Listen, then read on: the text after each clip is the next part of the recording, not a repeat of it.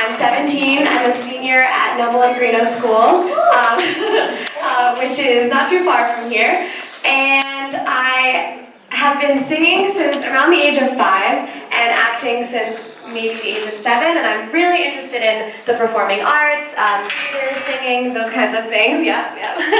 And more recently, maybe in the past 4 years, at the start of high school, I grew really passionate about using the arts as more than just entertainment and using it as a tool for social change. So, next slide. So this brought up the question, can the arts unite? So my dad is from Pakistan, and whenever we visited there, I saw that Pakistan was divided by 4 provinces and 5 languages. And that was fueled by racial tension and divisiveness. And then in America, I saw the exact same pattern with racial tension, divisiveness, fear, and hate rhetorics, which have definitely been fueled by this election year as well. So there is definitely a broken bridge between the East and West. There are some hostile relations there, and I wanted to find a way to mend that using the arts. So, next slide. So these were my questions. Can my performing experience unite fighting groups within Pakistan? Can I build bridges between the East and West? And can I duplicate this formula for the rest of the world? And these are sort of daunting tasks, but how did we go about this? Well, these were the tools that I used, which was basically my family. So I had me that had some performing experience, both nationally and internationally. My mom, who is an international recording artist, was born and raised in America and is a Grammy member as well. And then my father, who was born and raised in Pakistan and is a neuroscientist as well as a primary care physician.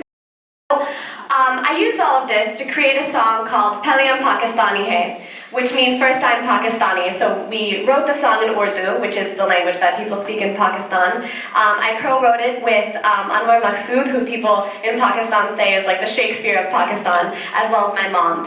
And I knew I wanted my mom, because she's a singer, I wanted her to sing the verses and the chorus, and I would sing the hook, which is Pehle Pakistani Hai.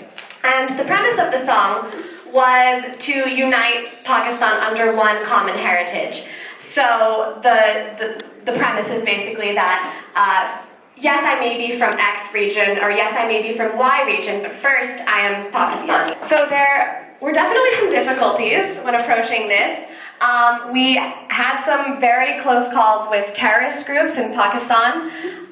We had suspicion from both governments, like, why are you doing this? The American State Department as well as the Pakistani government. There was pessimism at first until we, explained the premise of the song. But when we first presented it, it wasn't, welcomed with open arms. We definitely had to work to sort of get to where we did. And there was apathy from both the America's State Department as well as Pakistani government.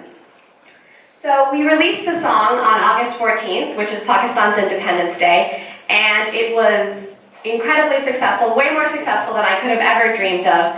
And here's some metrics to show that. So it went viral on Twitter and Facebook. It had over 200 million downloads, 50,000 shares in Facebook. It decreased ethnic violence and ethnic rioting.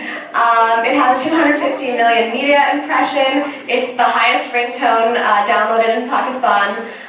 It was covered by all the major networks in Pakistan and newspapers, both here and Pakistan. And it was accepted from the United Nations as a case study. And we've spoken there multiple times about the song and how it promoted peace and how we can use arts to create this united front.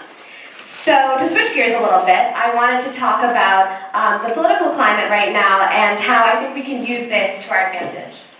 So I wrote a little bit. So 5 days ago, the disheartening truth of the choice our country made set in.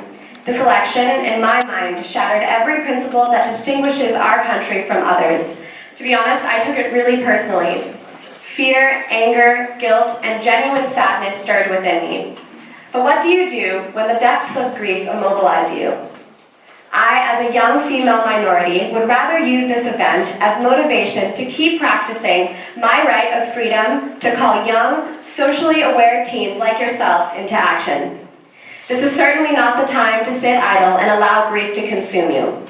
It is the time to fight for what you believe in is right, because you have more power to do so than you realize. We are blessed and cursed by having the most powerful tool at our fingertips, the media. It starts with something as small as a tweet, a post on Facebook, or a video channel on YouTube. These days, that is how movements are born. It's as simple as that.